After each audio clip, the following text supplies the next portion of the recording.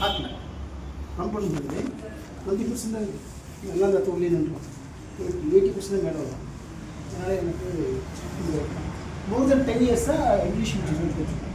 English medicine எடுக்கும்போது இங்கே வரைக்கும் கிட்னி ப்ராப்ளம் டாக்டரே சொல்கிறாங்க, இவ்வளோ மெடிசன் சாப்பிடுங்க, உங்களுக்கு கண்டிப்பாக கிட்னி ப்ராப்ளம் வரும், கொஞ்சம் மருந்தை குறைச்சிக்கோங்க.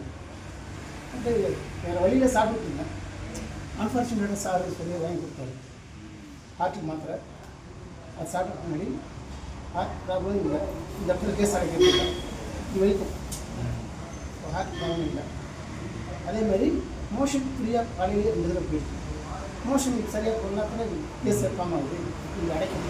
புத்தகம் மாதிரி அந்த புத்தகம் மாதிரி இல்லை, மோஷன் ஃப்ரீயாக இது கைவிட்ட போகணும்.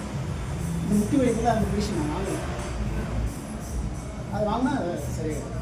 இப்போ எனக்கு ஒரு மோர் தென் 20 இயர்ஸ் 10 இயர்ஸ் ஆகும் இங்கிலீஷ் மெடிசன் சாப்பிட்டேன், சரியாக இருக்கும்.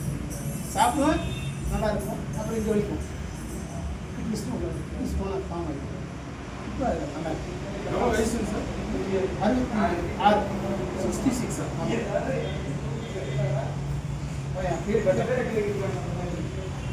இங்கேயும் வழியில் இங்கேயும் ஒரு கிட்னிஸும் ஃபார்ம் ஆகி அந்த வழியும்